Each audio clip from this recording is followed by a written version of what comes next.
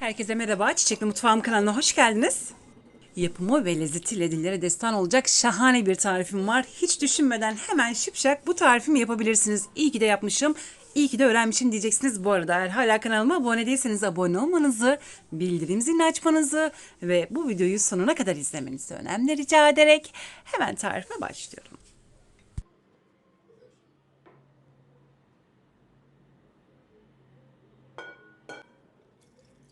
Tarifim için öncelikle bir kaseye 2 bardak süt,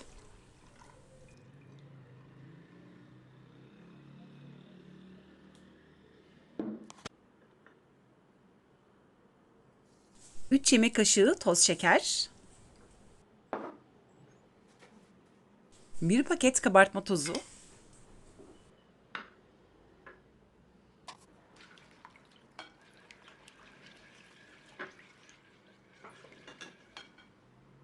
2 tane yumurta,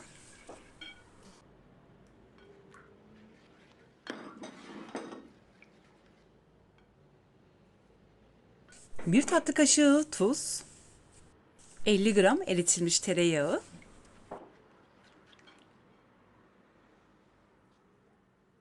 1 paket maya,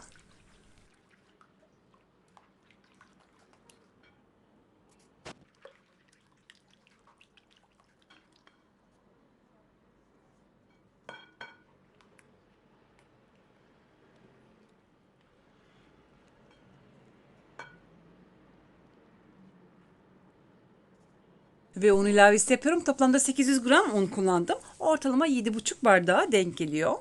Lütfen unu kontrollü verelim. Çok fazla sert bir hamur olmayacak. Aşırı yumuşak bir hamur olmasına da gerek yok. Ele hafif yapışan bir hamur olması yeterlidir. Bu yüzden lütfen 6,5 bardaktan sonrasında kontrollü bir şekilde yavaş yavaş verelim.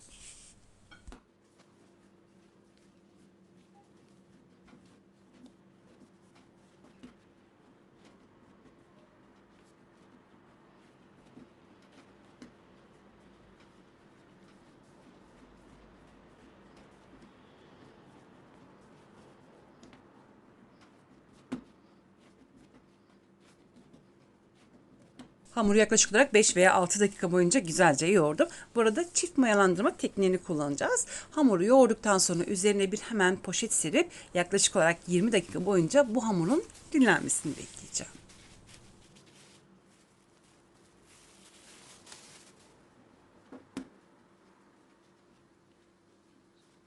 Ve oradan toplamda 20 dakika geçti. Şimdi 20 dakika boyunca dinlenmiş hamuru tekrardan yoğurup hemen bir kabın içerisine alacağım ve toplamda 40 dakika daha dinlenmesini bekleyeceğim.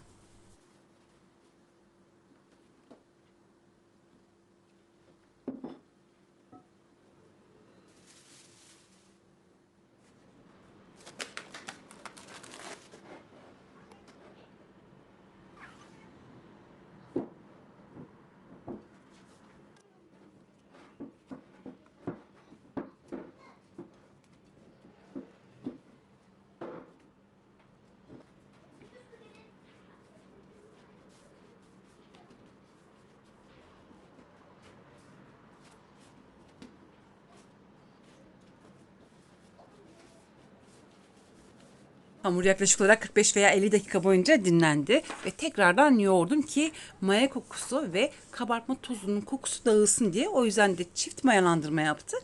Yerken sizi rahatsız etmesin diye. O yüzden çok önemlidir. Şimdi 12 eşit bezeye ayırıyorum. Eğer isterseniz siz 20 bezeye de ayırabilirsiniz.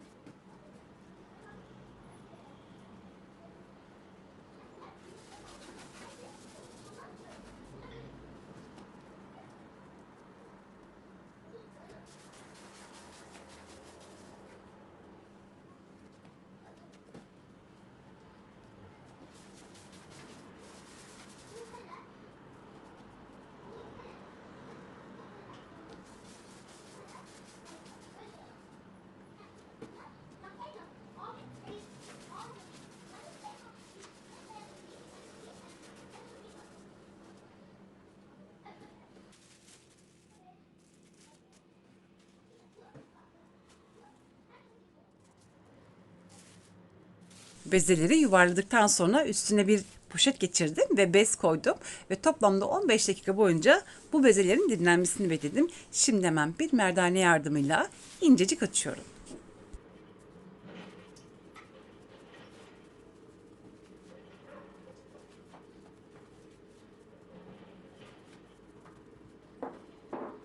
Bu açma esnasında mümkün olduğunca lütfen az un kullanalım. Hatta hiç un kullanmasak çok çok daha iyi olur. Ancak benim zeminimden dolayı son iki bezeyi şu anda yapıyorum. Sizlere gösteriyorum. O yüzden birazcık un kullanmak zorunda kaldım. Gerçekten de eğer ihtiyacınız yoksa kesinlikle un kullanmayın ama ihtiyacınız varsa benim gibi bir miktar un kullanarak hemen bir merdane yardımıyla açabilirsiniz.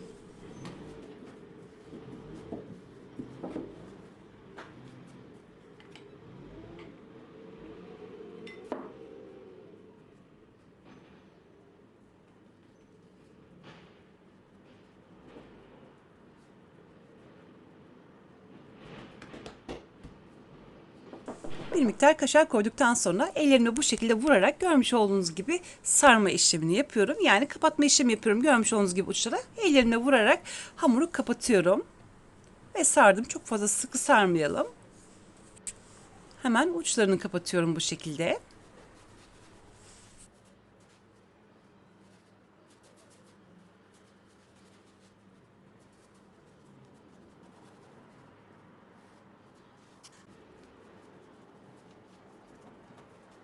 Evet, artık düzgünlüğünü sağladıktan sonra hemen tepsiye alıyorum. Yapımı işte bu kadar, çok basit. Zaten hamur çok yumuşak ve de güzel bir hamur olduğu için kolaylıkla açacaksınız.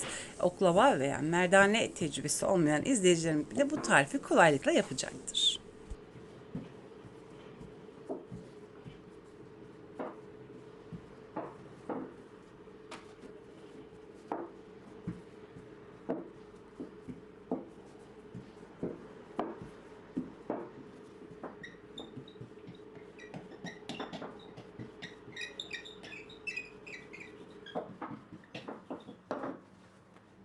Bu şekilde kapatma işlemi yaparken ellerinize vurabilirsiniz. Sert bir şekilde vurabilirsiniz. Kapatabilirsiniz. Yani parmaklarınızın uçlarıyla lütfen burayı bastırmayın. Bu şekilde avucunuzla bastırırsanız, hızlı bir şekilde vurursanız kolay bir şekilde kapatacaksınız.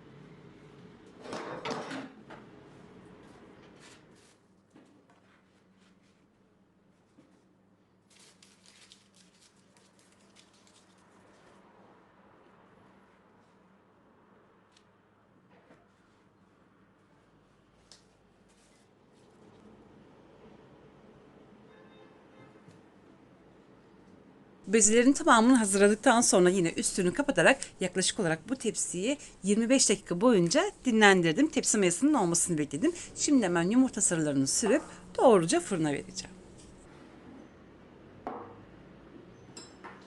Daha parlak görünmesi için yumurta sarısının içerisine bir miktar süt koydum ve güzelce çırpıyorum. Hemen bir fırça yardımıyla narince bastırmadan yumurta sarılarını hemen süreceğim.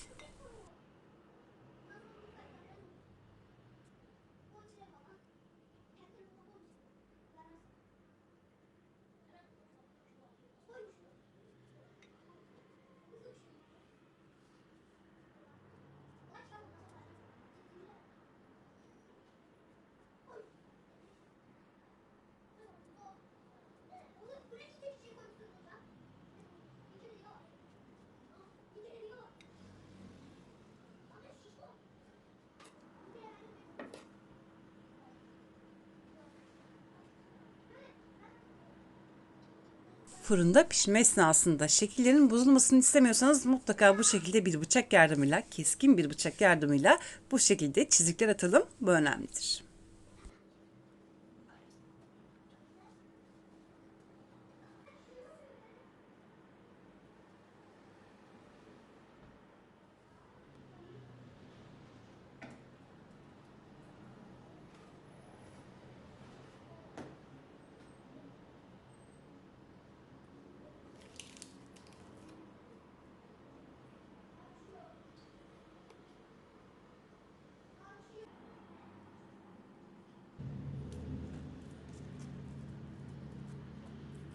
Ve artık tepsiyi fırından çıkarttım. Görmüş olduğunuz gibi dev gibi kabardı ve de nar gibi kızardı. Biraz sonra içinde detaylı bir şekilde göstermek istiyorum.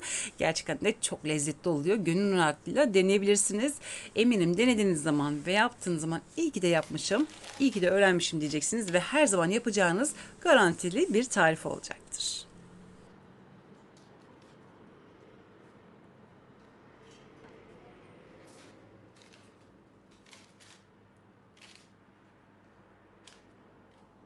Hemen şöyle sıcağı sıcağını açıp sizlere içini göstermek istiyorum detaylı bir şekilde. Görmüş olduğunuz gibi gerçekten de hem çok hacimli hem çok yumuşak hem de çok lezzetli oldu. Zaten görüntüsü de her şeyi ifade ediyor. Gönül rahatlığıyla bu tarifimi deneyebilirsiniz. Dediğim gibi asla pişman olmayacaksınız.